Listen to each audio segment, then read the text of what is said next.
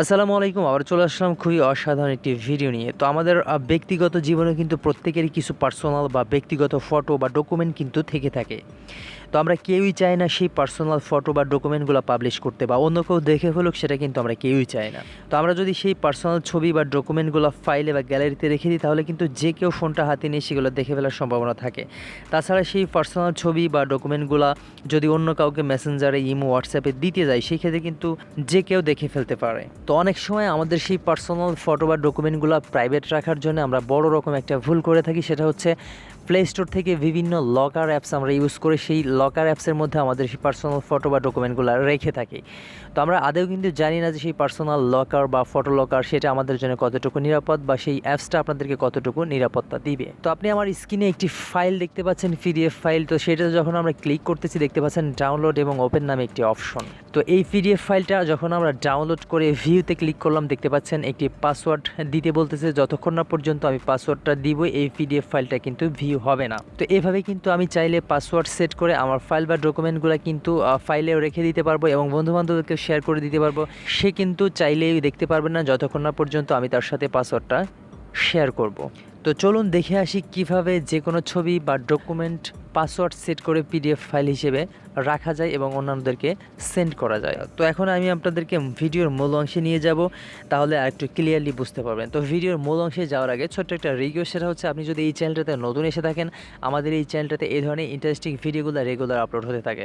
তো সেগুলো মিস করতে না চাইলে, ভবিষ্যতে দেখতে চাইলে অবশ্যই আমাদের এই চ্যানেলটিকে একটু কষ্ট করে সাবস্ক্রাইব করে রাখবেন। আর যদি অলরেডি করে থাকেন, thank you so much. So let's start. তো বন্ধুরা, এই অসাধারণ কাজটি করার জন্য আপনাকে একটি অ্যাপ্লিকেশান ইনস্টল করতে হবে। সেটা গুগল প্লে স্টোরে অ্যাভেলেবেল আছে। তো আপনি চলে যাবেন গুগল প্লে স্টোরে। প্লে স্টোরে যাওয়ার পরে এখানে সার্চ করবেন ইমেজ টু পিডিএফ মেকার। তো ইমেজ টু পিডিএফ লেখার পরে এখানে দেখতে পাচ্ছেন ইমেজ টু পিডিএফ বা পিডিএফ মেকার, এরকম নামে একটি অ্যাপ্লিকেশান। তো আপনাদের সুবিধার্থে এই অ্যাপ্লিকেশানটার লিঙ্ক আমি ডিসক্রিপশানে দিয়ে রেখেছি। আপনি চাইলে সেখানে ক্লিক করেও সরাসরি এখানে চলে আসতে পারবেন। তো এই অ্যাপ্লিকেশানটা অবশ্যই আপনি ইনস্টল করে নেবেন। তো এই অ্যাপ্লিকেশনটা আমাদেরকে ইনস্টল করতে হবে। তো আমি ইনস্টলে ক্লিক করে দিলাম। ক্লিক করার সাথে সাথে দেখতে পাচ্ছেন ইনস্টলিং শুরু হয়ে গেছে। তো বন্ধুরা, আমাদের কাঙ্ক্ষিত অ্যাপসটা কিন্তু ইনস্টল হয়ে গেছে। তো এখন আমরা ওপেনে ক্লিক করছি। ওপেনে ক্লিক করার পরে তো বন্ধুরা, এটা হচ্ছে আমাদের অ্যাপসের ফার্স্ট ইন্টারফেস। তো এখন আমাদেরকে যেটা করতে হবে সেটা হচ্ছে এখানে নিচে কর্নারে দেখতে পাচ্ছেন প্লাস একটি আইকন, এটাতে আমরা ট্যাপ করে দিব। তো ট্যাপ করে দেওয়ার সাথে সাথে আপনি দেখতে পাচ্ছেন গ্যালারি এবং ক্যামেরা, অর্থাৎ আপনি গ্যালারি থেকে সরাসরি আপনার সেই কাঙ্ক্ষিত বা পার্সোনাল ফটো বা ডকুমেন্টগুলো সিলেক্ট করে নিতে পারবেন এবং তাছাড়া আপনি চাইলে সরাসরি ক্যামেরা দিয়ে ছবি তুলেও নিতে পারবেন। তো আমি আপনাদেরকে গ্যালারি থেকে নিয়ে দেখাবো, সেই কারণে কিন্তু গ্যালারিতে ট্যাপ করে দিচ্ছি। গ্যালারিতে ট্যাপ করে দেওয়ার সাথে সাথে আমাদেরকে গ্যালারির পারমিশনটা দেওয়া লাগবে, সেই কারণে আমরা অ্যালাউতে ক্লিক করে দিব। তো অ্যালাউতে ক্লিক করার সাথে সাথে দেখতে পাচ্ছেন আমাদেরকে গ্যালারিতে নিয়ে চলে আসছে। গ্যালারির সমস্ত ফটোর ফোল্ডারগুলো কিন্তু এখানে শো করতেছে। তো আপনার কাঙ্ক্ষিত সেই পার্সোনাল ফটো বা ডকুমেন্টটা যেই ফোল্ডারে আছে, আপনি সেই ফোল্ডারে ক্লিক করে সিলেক্ট করে নেবেন। তো আপনি যদি একটা ছবি দিয়ে এরকমটা করতে চান, তাহলে সেই ছবিটার উপরে জাস্ট ট্যাপ করে দিবেন। ট্যাপ করে দেওয়ার সাথে সাথে দেখতে পাচ্ছেন টিক মার্ক উঠে গেছে। তো এখন ডানে ক্লিক করার সাথে সাথে শুধু এই ছবিটা দিয়েই কিন্তু সেই পিডিএফ ফাইলটা তৈরি হবে। আর যদি আপনি অসংখ্য ছবি দিয়ে করতে চান, যে অনেকগুলো ছবি একসাথে করতে চাচ্ছেন বা একসাথে দিতে চাচ্ছেন, তাহলে আপনাকে সেই সমস্ত ছবিগুলোর উপরে জাস্ট একটা করে ট্যাপ করে দিবেন। ট্যাপ করে দেওয়ার সাথে সাথে দেখতে পাচ্ছেন সেই ছবিগুলো কিন্তু সিলেক্ট হয়ে গেছে। তো ছবিগুলো সিলেক্ট হয়ে গেলে আপনি জাস্ট ডানে ক্লিক করে দিবেন। তো ডানে ক্লিক করে দেওয়ার সাথে সাথে দেখতে পাচ্ছেন টোটালি 6টা ফটো কিন্তু আমাদের এখানে সিলেক্ট হয়ে গেছে। তো এখন আমাদেরকে যেটা করতে হবে সেটা হচ্ছে উপরে ডান কর্নারে দেখতে পাচ্ছেন এরকম একটি আইকন, তো এটাতে ট্যাপ করে দিবেন। ট্যাপ করে দেওয়ার সাথে সাথে এখন কিন্তু আমাদের মেইন ইন্টারফেসটা চলে আসছে। তো এখানে দেখতে পাচ্ছেন এন্টার পিডিএফ ডিটেলস, অর্থাৎ আপনার পিডিএফ ফাইল নেমটা দিতে হবে, অর্থাৎ কোন নামে থাকবে সেইটা। তো আপনি যে কোনো নাম এখানে দিয়ে দিতে পারেন। তো যাই হোক, আপনাদেরকে দেখানোর জন্য এটা আমি দিয়ে দিলাম। দেওয়ার পরে এখানে দেখতে পাচ্ছেন পাসওয়ার্ড প্রোটেকশান, এটা হচ্ছে খুবই ইম্পর্ট্যান্ট একটি অপশন। অর্থাৎ আমরা সেই ফাইলটাতে যেই পাসওয়ার্ডটা সেট করব সেটাই হচ্ছে এইটা। তো এখন আমরা পাসওয়ার্ড প্রোটেকশানের একটি ঘর দেখতে পাচ্ছি, এটাতে ট্যাপ করে দিব। ট্যাপ করে দেওয়ার সাথে সাথে দেখতে পাচ্ছেন পিডিএফ পাসওয়ার্ড নামে একটি অপশন। তো আমাদেরকে সেই পাসওয়ার্ডটা এখানে সেট করতে হবে। অবশ্যই আপনি হার্ড পাসওয়ার্ড সেট করবেন এবং সেটা যাতে মনে রাখতে পারেন সেরকম একটি পাসওয়ার্ড সেট করবেন। কারণ এখানে আপনি যদি পাসওয়ার্ডটা কোনো কারণে ভুলে যান, তাহলে কিন্তু রিকভার করার কোনো অপশন নেই। সেই কারণে যেই পাসওয়ার্ডটা দিবেন অবশ্যই মনে রাখবেন, তা না হলে কোথাও লিখে রাখবেন। তো আমি এই পাসওয়ার্ডটা এখানে দিয়ে দিলাম। এখানে দেখতে পাচ্ছেন চোখের একটি আইকন, এটাতে যদি ট্যাপ করি তাহলে দেখতে পাচ্ছেন এটা আবার হাইড হয়ে গেল। আবার যদি ট্যাপ করি তাহলে কিন্তু কি পাসওয়ার্ড দিলাম সেটা আমরা দেখতে পাচ্ছি। তারপরে আরেকটি অপশন দেখতে পাচ্ছেন অ্যাপ্লাই গ্রে স্কেল, এটার কোনো দরকার নেই। তো আমরা জাস্ট ওকেতে ট্যাপ করে দিব।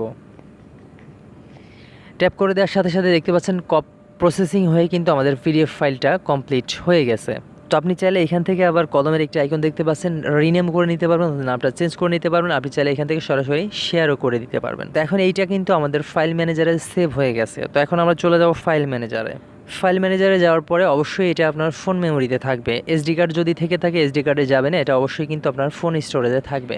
তো আমি ইন্টারনাল স্টোরেজে ক্লিক করে দিলাম। ক্লিক করে দেওয়ার পরে একটু নিচের দিকে চলে যাচ্ছি। যাওয়ার পরে দেখতে পাচ্ছেন DLM ইমেজ টু PDF এরকম একটি ফোল্ডার।